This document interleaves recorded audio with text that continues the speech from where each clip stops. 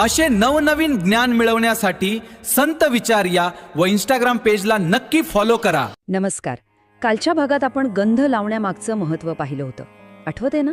तर आज आपण अशाच एका अत्यंत कुतूहल निर्माण करणाऱ्या विषयावर सविस्तर विश्लेषण करणार आहोत, आणि तो विषय म्हणजे शेंडी, किंवा ज्याला आपण शिखा म्हणतो. आता बऱ्याच जणांना वाटतं की ही फक्त एक जुनी परंपरा आहे, पण खरं सांगायचं तर यामागे एक अतिशय प्रगत असं प्राचीन विज्ञान दडलंय. आज आपण शेंडी ठेवण्याचे नेमके काय फायदे आहेत ते अगदी आधुनिक विज्ञानाच्या आधारे उलगडून दाखवणार आहोत. चला तर मग सुरू करूया. ह्या विषयाची सुरुवात करताना संत तुकाराम महाराजांचा एक अत्यंत सखोल विचार मला इथे सांगावासा वाटतो. ते म्हणतात, शिखा सूत्र तुझा गुंतला जमान, तोवरी तू जाण श्रुतीदास.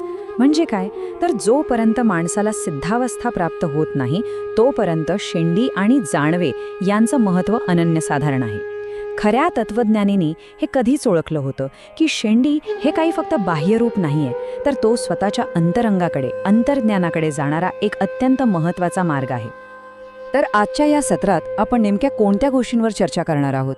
आपण पाहणार आहोत आध्यात्मिक दृष्टिकोन, विज्ञान आणि ऊर्जेचा संबंध, गायत्री मंत्र आणि आपली बुद्धी, यासोबतच आरोग्य व शरीरशास्त्र, आणि शेवटी मर्मस्थानाचं रक्षण कसं होतं, हे सगळं आपण आज कव्हर करणार आहोत. तर सर्वात आधी पाहूया विज्ञान आणि ऊर्जेचा हा अनोखा संबंध. शेंडी म्हणजे फक्त केसांची एक बट नाही, तर ती एक प्रकारचं ऊर्जेचं केंद्र कसं आहे ते आपण समजून घेऊया. आता उष्मागतीचा म्हणजेच थर्मोडायनामिक्सचा एक अगदी साधा नियम लक्षात घ्या.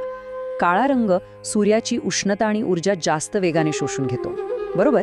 म्हणूनच उन्हात वाळत घातलेलं काळं कापड पांढऱ्या कापडापेक्षा लवकर वाळतं. आता गंमत बघा, आपल्या मस्तकाचा जो शिरोभाग आहे, जे बुद्धीचं मुख्य केंद्र मानलं जातं, अगदी तिथेच काळ्या केसांचा हा गुच्छ ठेवला जातो, जेणेकरून सूर्याची नैसर्गिक ऊर्जा अगदी प्रभावीपणे आणि थेट ग्रहण केली जावी.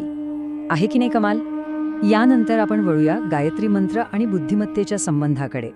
आता तुम्हाला प्रश्न पडेल की शारीरिक पातळीवर शोषलेली ही ऊर्जा आणि मानवी विचार क्षमता यांचा काय संबंध? तर हे ऐकून तुम्हाला नक्कीच आश्चर्य वाटेल. प्राचीन शास्त्रांमध्ये असं स्पष्ट सांगितलंय की आपली बुद्धी ही सूर्याचाच एक थेट अंश आहे. पंचकरणामध्ये तर अंतःकरणाला तेजस असं म्हटलं गेलंय. म्हणूनच दररोज ओम भूर्भुवः स्वः या गायत्री मंत्राच्या पठणाने आपण सूर्याची उपासना करत असतो, जेणेकरून आपली ही बुद्धी जागृत व्हावी. आता इथे गायत्री मंत्राच्या उपासनेशी शेंडीचा संबंध अगदी थेट आणि जवळचा आहे, कारण याच उपासनेतून बुद्धीला चालना मिळते आणि शेंडीद्वारे शोषलेली ती वैश्विक ऊर्जा बुद्धीला खऱ्या अर्थाने प्रकाशित करते. पण हे सगळं नक्की शरीरात कुठे आणि कसं घडतं हे समजून घेण्यासाठी शरीरशास्त्रातील ही अत्यंत महत्त्वाची संकल्पना बघा. आपल्या शिखास्थानाच्या अगदी खाली आणि मस्तकाच्या आत ब्रह्मरंध्र नावाचं एक अतिशय संवेदनशील असं आध्यात्मिक आणि बौद्धिक केंद्र असतं. याच ठिकाणी खऱ्या अर्थाने या ऊर्जेचं आदानप्रदान आणि संवर्धन होत असतं. आता यामागचा मुख्य मुद्दा नीट समजून घ्या. जेव्हा आपण शास्त्रोक्त पद्धतीने ध्यान करतो किंवा गायत्री मंत्राचा जप करतो ना, तेव्हा मस्तकातून एक जैविक ऊर्जा, किंवा ज्याला आपण अमृत म्हणू शकतो, ते ऊर्ध्वगामी होऊन म्हणजेच वरच्या दिशेने शरीराबाहेर पडण्याचा प्रयत्न करतं.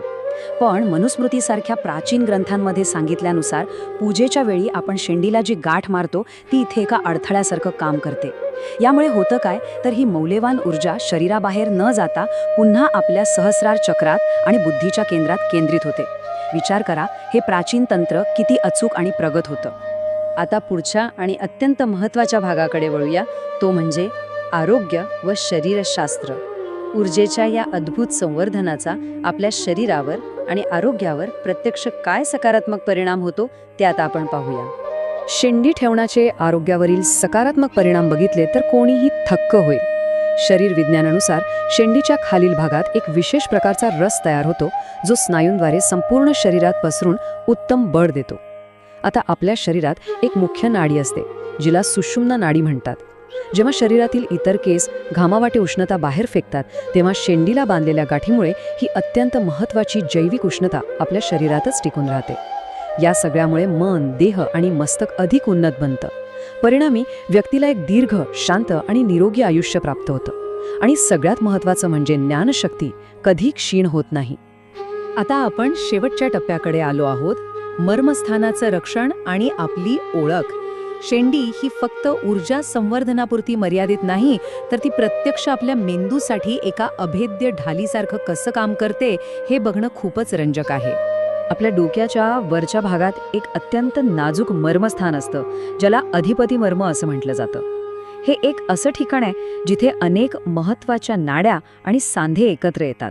आता हे स्थान इतकं संवेदनशील असताना की निसर्गाने आपल्या डोक्याची रचना मजबूत केलेली असली तरीही इथे जर थेट मार लागला तर तत्काळ मृत्यू ओढवू शकतो.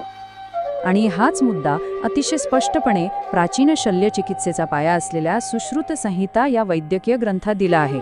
त्यात म्हटलंय, मस्तकाभ्यंतरो परिष्टात शिरा संधी सन्निपातो तत्रापि सद्यो मरणम. सोप्या भाषेत सांगायचं तर या मर्मस्थानावर मार लागल्यास तत्काळ मृत्यू संभवतो. अशा या अत्यंत नाजूक अधिपती मर्माचं रक्षण करण्यासाठी त्याच्यावर एक नैसर्गिक आणि जाड सुरक्षा कवच असणं खूप गरजेचं असतं. आणि अगदी बरोबर ओळखलं तुम्ही, शेंडी हेच ते जाड कवच म्हणून तिथे काम करते. म्हणूनच या संपूर्ण विश्लेषणातून मुख्य निष्कर्ष काय निघतो, तर शेंडी ही काही केवळ एक बाह्य ओळख नाहीये, ती आपल्या मेंदूसाठी आणि मर्मस्थानासाठी अत्यंत आवश्यक अशी एक शारीरिक ढाल आहे. यासोबतच ती हिंदू समाजाचं एक महत्त्वाचं सामाजिक आणि अभिमानास्पद चिन्ह देखील आहे. खरं सांगायचं तर शरीर विज्ञान आणि अध्यात्माचा असा सुरेख मेळ जगाच्या पाठीवर दुसरीकडे मिळणं तसं दुर्मिळच आहे. आता जाता जाता एक विचार नक्की करा. आपल्या या प्राचीन परंपरांमध्ये दडलेले हे सखोल शरीरशास्त्राचे ज्ञान पाहता असं नाही वाटत का की आधुनिक विज्ञान आजही कुठेतरी त्या प्राचीन ऋषीमुनींच्या पावलावर पाऊल ठेवून चालण्याचा प्रयत्न करत आहे? यावर नक्की विचार करा. आणि हो, आरोग्यावरील असे सकारात्मक परिणाम आणि नवनवीन आध्यात्मिक ज्ञान मिळवण्यासाठी चॅनलला नक्की सबस्क्राईब करा. आजच्या या सत्रात सहभागी झाल्याबद्दल मनपूर्वक धन्यवाद.